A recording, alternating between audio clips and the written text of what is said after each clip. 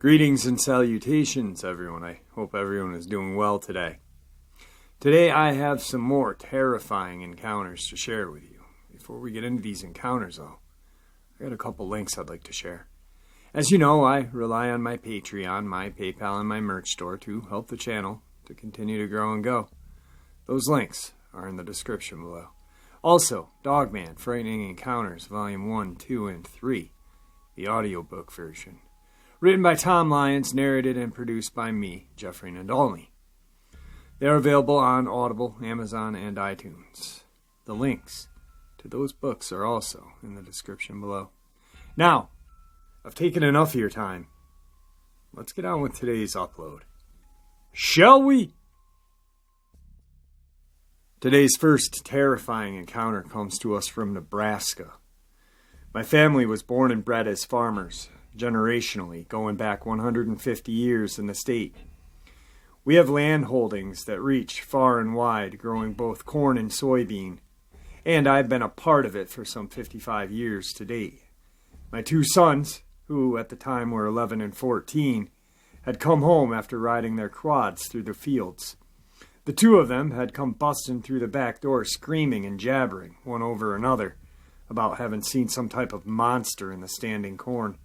Now, this field of which they were speaking hadn't been turned under as of yet, so it was comprised of standing, dried corn stalks, and we're talking hundreds of acres of standing stalk.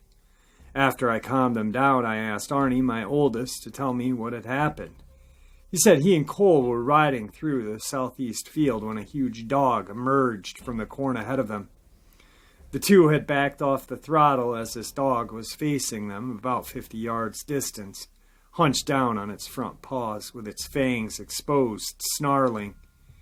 He then went on to say the dog's eyes in broad daylight were glowing bright red and twinkling. I looked at the two of them, knowing that they were good boys and not prone to lying or spinning a tale, and they were both visibly shook up about what they had seen. It was then that Cole, who was the real jabberjaw of the two, started to chime in, saying how big this thing was. He said that its hindquarters were hunched down, were a good 4 feet from the ground, and its body was 20 inches wide. Now, we have nothing in the area which can remotely fit this description. I personally know everyone in the surrounding area, as well as all the hounds and animals, and nobody owned anything which would fit that bill, of which the boys had just described. During the week which followed, I was extremely busy doing much-needed maintenance around the farm and on the equipment, as well as a lot of paperwork. But even in my business, I had realized the boys hadn't fired up the quads once, and this was a passion of theirs, in particular this time of year. So, having put aside much of my work, I asked the boys to take a ride with me out to where they had seen this dog. For up until this point, I hadn't done so, and wanted to put this thing to rest one way or another. I took my shotgun and Cole on one of the quads, while Arnie took the lead on the other, and we rode down into the southeast field together. Arnie had stopped, and I asked if this was where the spot was. He said, no, it's over there. In other words, he didn't even want to ride close to where they had seen this thing. That's how frightened he still was over what they had seen. So the three of us got off the quads, and I, of course, was toting my side-by-side, and we slowly walked over to the area just ahead of us. As soon as Cole had said that's where it came from, my eyes were drawn immediately to numerous prints in the soil, which were definitely from some type of canine and were about 5 inches wide. These were bigger than any dog print I had ever seen, and there had never been reports of any wolves for as long as I've been alive. Now, I knew that my boys were telling the truth, and to be honest with you, I hadn't doubted what they saw. I was just wondering, as a parent, what to do if they had misidentified what they had seen.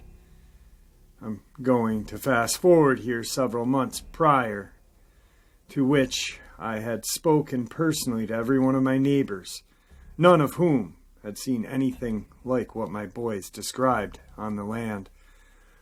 All of these men, by the way, were regularly out on their properties in tractors and trucks taking care of business, and I thought surely that someone would have or should have seen something, but they didn't. We had about a dozen cats on our property, all of which lived in the barn, and their job was to keep the field mice and such down to a low roar, each one of them being named by the family. My wife, Lisa, was talking during dinner one evening, and she said she hadn't seen Herman in a while and thought he had died. Don't ask me why the cat's name was Herman. I didn't name any of them, but it was. The very next day, I was riding down into the southwest corner of the property in my truck, when, for whatever reason, something caught my eye on the ground, which caused me to stop and get out. Lying in front of me on the ground was the gray head of Herman the cat. I could tell just by looking at it that it had been torn from its body, not cleanly bitten off. I should also mention that never at any time in the past had any of our animals been found dead on our land. We found skeletal remains of cats that wandered off to die in the fields, but never anything like this I was now seeing. In the moment, a dark and eerie feeling began to take hold, which I had never experienced on my land. I began to feel like I was being watched. I became very uncomfortable and went back to the house and told no one about finding Herman's head or what I had felt when I was in the field, keeping everything to myself. It was several days later, while working in the barn, that my wife had come out and said to me, "Honey, is everything okay? You haven't been yourself lately." At that point, I told her what happened. 4 days later, after the sun had long been set for the day, my shepherd began to bark violently. As I walked to the back door and opened to take a look, this was very unusual behavior for my dog, and he was going nuts. My shepherd weighed a good 125 pounds, and as I looked out, I could see him and the outline of another animal, which appeared to be another dog or wolf running in the darkness. It was at least 3 or 4 times his size. I went inside, grabbed his leash and my gun, and everyone was asking me what was wrong. But I told them to stay in the house. Arnie, being the oldest, showed his young manhood by grabbing his .22 caliber rifle to step out with me, which made me very proud of the boy. The two of us, with guns and flashlight in hand, made our way over to where I had just seen this thing dart away, and my dog would go no closer. Pulling on his leash, dragging me away from the area, I tethered my dog, and Arnie and I walked over together. Once again, looking down on the ground, there were these enormous canine prints, just like the ones I had seen in the field. This was the first time in all of my years being here that I had seen any type of predator evidence on my home's property. And for the first time in my life, I was fearing for my family's safety. Anything that big could easily kill a human or any other animal, and now I was worried. Since I now knew that this creature was in fact coming near my home, I had decided to thaw out some venison from my meat freezer, in effort to bait and shoot the beast. I elevated the motion detector on my rear light to hopefully pick up anything further out in the yard, which had previously been angled to catch the truck pulling up, and I began to set my baits. For 2 weeks I set fresh bait intermittently, and I was sleeping in my recliner by the rear bay window, facing the outside, hoping that the light would wake me up, which it did. It was a Thursday night about 2 a.m. when I was awoken by that light. As I gathered my thoughts, I immediately peered through the glass, and there it was. I can only describe it as a hound from hell leaning over the meat in the dim light. Every time it lifted its head between bites, the light hit its eyes, and they were luminescent, red and wide set. The head on this thing must have been nearly a foot wide at the back of its jaws, and its white fangs jutted up and down without its mouth. As I tried to make my way out of the recliner and grab my gun, the monster's eyes were suddenly fixated on me. Seconds later, it dipped its head down to take another bite, and I stood up, grabbing my gun. As soon as I grabbed it, the beast lurched its head forward and started to turn in a manner which told me that I had been found out. For whatever reason, in the heat of the moment, thinking all of my hard work would be for nothing, should this thing turn and run, I shoved the barrel of my shotgun right through the pane of the glass and pulled the trigger. This was strictly point and shoot, all for nothing gamble on my part, and as the shot rang out, I saw the hind quarters of this monster lift into the air. Having been hit by my load, it jumped in kind of a gimpy movement, indicating to me that it had been damaged, and it moved off into the darkness. The whole household was awoken by the ordeal, and we spent the entire night looking out into the backyard. In the morning, as soon as it was light enough to see, I walked out by the bait and saw blood on the ground. In the days and weeks to come, I was unable to locate the body of the creature, even with the assistance of my neighbors. It wasn't until many months later that a friend, Greg, ran across a skeleton while turning his field under, and called me to come and have a look. It was a massive skeleton of a huge canine, with some of the fur still attached. It measured close to 6 feet from the tip of its snout back, and it was enormous. I would have to say that, based on the skeleton of this beast, it would have weighed several 100 pounds. None of us had any idea what it was or where it came from, but we were sure. This was the animal that I had shot. There was actually a lead pellet stuck in the hind leg, and the same leg seemed to have been damaged, more than likely by the same shot. I'd never seen anything with glowing, wide-set red eyes prior to this event, nor have I since. What this was, I have no idea. Today's second part of the upload. In September of 1997, I had taken my 2 hounds out for a hike, with me just north of Vermilion Lake, which is due east of my home at the time in Ely. I was a couple of hours into the hike, with the dogs rummaging around here and there in the brush, and I had made my way into an area of open forest.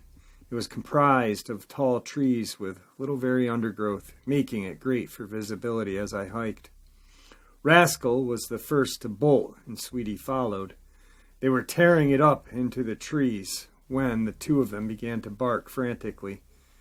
I started to jog to catch up, and as I finally had them in view, the 2 of them were darting around what was a large mound of black fur crouched on the ground. At that moment, there was no shape or form to what I was seeing, and the only thing that I could think was Black Bear, that was either dead or lying in the woods. Still in a jog and edging ever closer to the dog, suddenly this black mass launched from the ground, chasing after Rascal on 4 legs. I knew then that I had looked at this beast from the rear. It had been lying on the ground, either sleeping or eating something, just like the dogs would on the rug. Now Sweetie was 100 pounds, and Rascal, being the larger of my 2, was all of 115. When this thing launched to fend them off, its size in comparison to the dogs dwarfed them. They appeared like 2 puppies playing with their mama. It was a gigantic black wolf, such I had never laid my eyes on, and based on the size versus that of my dogs, I would say it weighed in 400 pounds or more. I had seen many wolves in the state. They always travel in packs, but this thing was alone and jet black. Its size was not that of a timber wolf, and neither was its build. It had absolutely massive body, and the head was covered in long black fur. The dogs were running in on it, and then scampering away each time that it turned on them, all while barking relentlessly. It kept turning back to where it had been lying, obviously to protect some type of food from my dogs. I saw it numerous times from the side view, and its body was about 6 feet long, without its tail. With its back standing close to 4 feet from the ground, I don't know if it wasn't capable of running any faster, or if it just didn't think the dogs were worth the effort. But it more or less seemed to just trot after them rather than bolt toward them to bite them, acting more like we would chase a fly from our dinner plate. This scenario played out for about a minute before I called the dogs off and I left. Having made it back to my house, over the next several weeks I had described what had happened to a number of old-timers and seasoned hunters. More than a few of them said that it sounded like I encountered a dire wolf, a species which is said not exist anymore. I did a little research and saw it was said to have existed alongside the saber-toothed tiger in North America and had become extinct. Well, I'm here to tell you that what I saw was certainly not extinct and was not traveling in a pack. This was an enormous, vicious animal, and it's living in Minnesota. Today's next encounter is really crazy for me because growing up in the Boy Scouts, being a Boy Scout and explorer,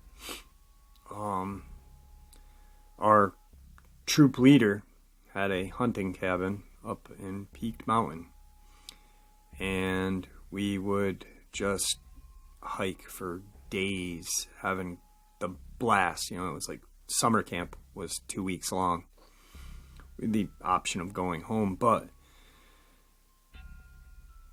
we used to just hike, and there was these ponds called the Siamese ponds that you could see on Peaked, and very beautiful. I remember one time we actually hit the ponds, and we saw some sort of it looked to me like a leech, but I think it was some sort of eel or whatever the hell it was. But it was just this ginormous leech. Come to find out, they're from up this way. Lack of a better word, sorry. My brain went dense there for a minute. But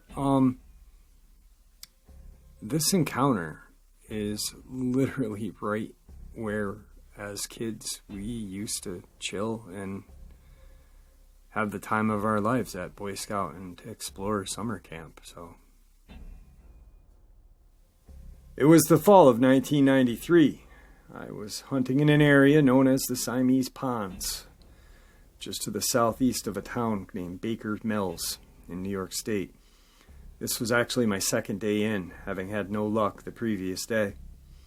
I was working my way in, heading towards Big Range Mountain on a different course for the day before.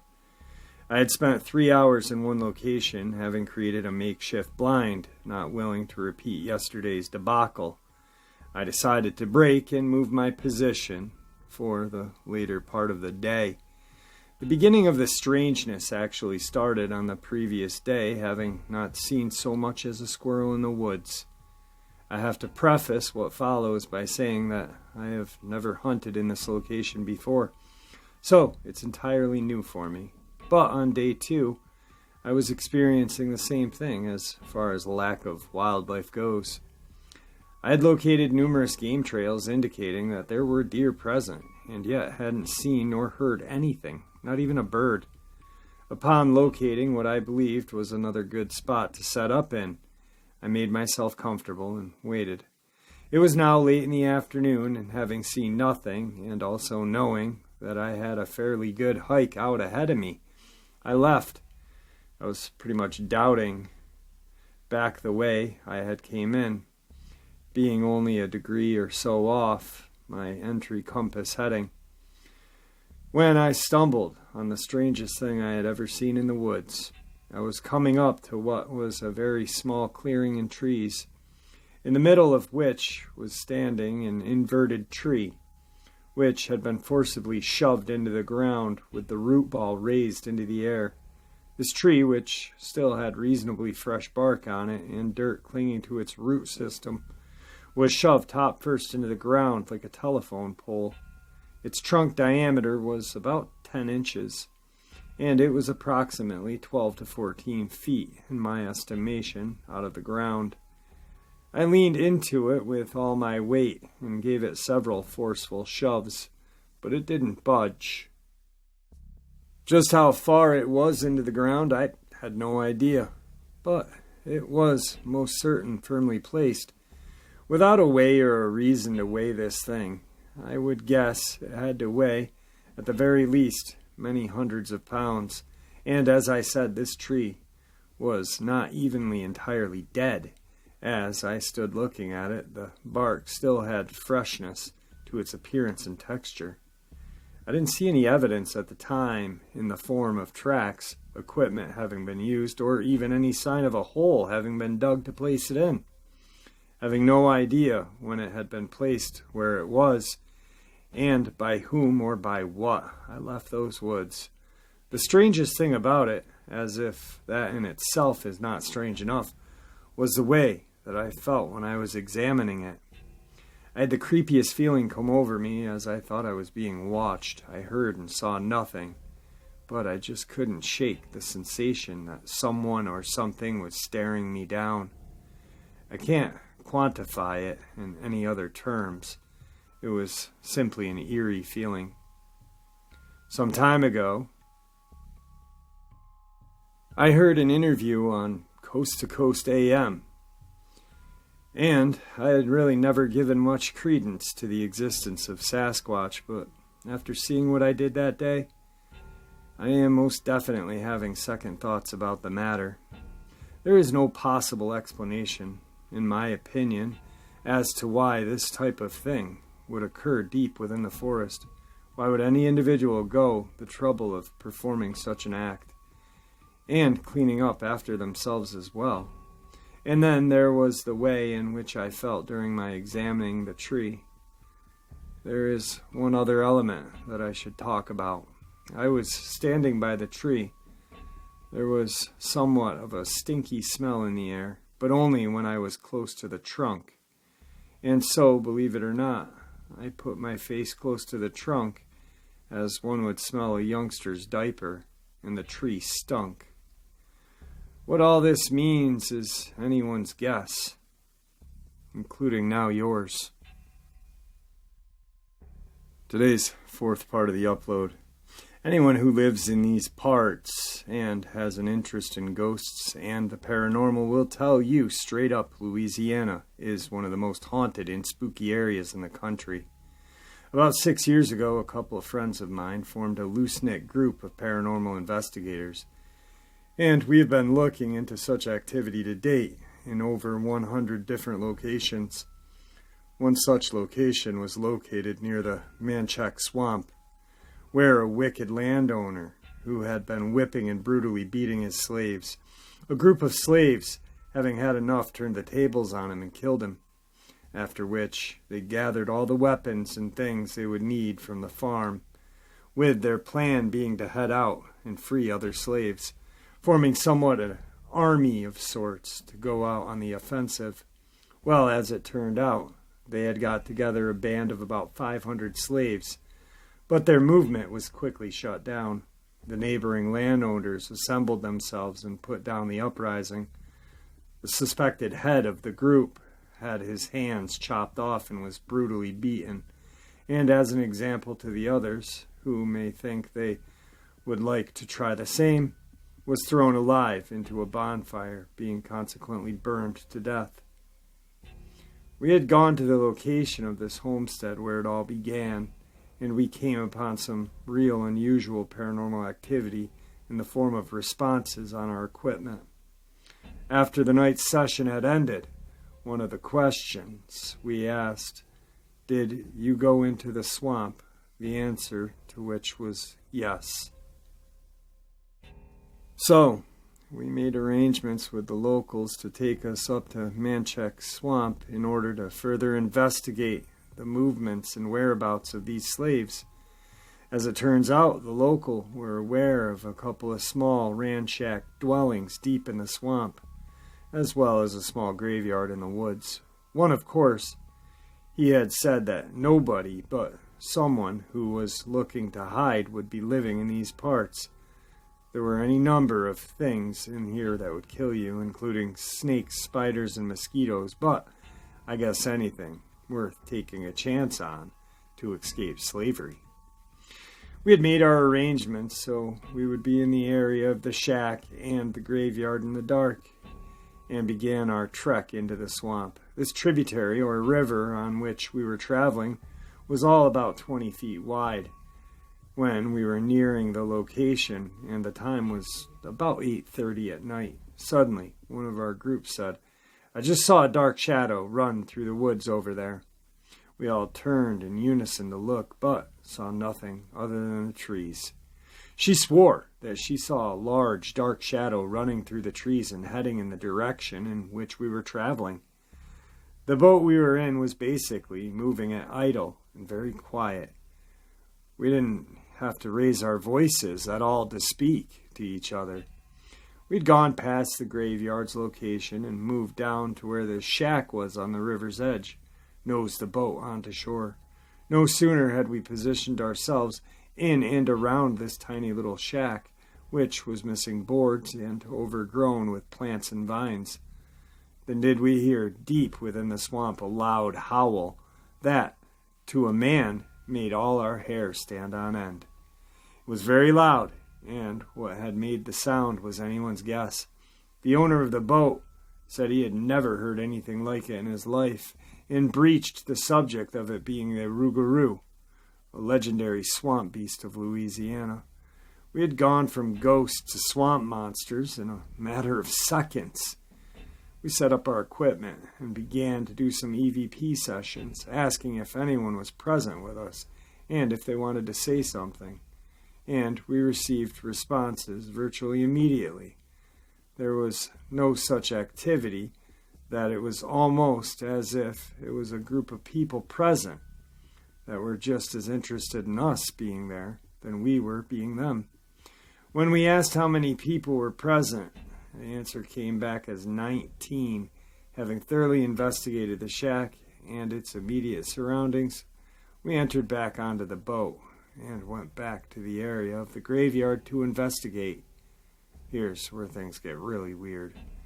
So we were standing amidst these small tombstones or grave markers in the dark, with this river about 20 feet or so from us, and nothing but the darkest of jungles around us. And as soon as we began to start up the EVP session, a loud crash came resonating out of the woods. It sounded like a tree being used as a baseball bat, smashing onto another tree's trunk. We just about jumped out of our skins at the sound of it. And before we could gather our collective composure, smack!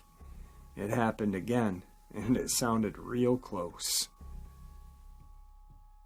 Well, guys, I hope you enjoyed today's upload as much as I enjoyed sharing it with you.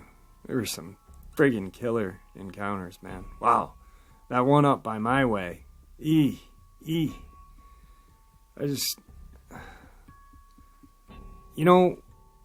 you ever get a chance to go to the Adirondacks, I really suggest doing so. There's like the story just a second ago, the swamps of Louisiana and this and that. Every state has its creepy place. But when you're in the Adirondacks, you know you're somewhere special. It is the largest state park in the country, but it's also creepy. We've had Bigfoot sightings, Dogman sightings, missing 411, you name it. We've had it. UFOs, satanic cults, whatever. But the sheer beauty is truly amazing. So if you ever do get a chance, come up and check out the Adirondacks and you'll see what I'm talking about. With that, guys, I want to bid y'all farewell and See ya!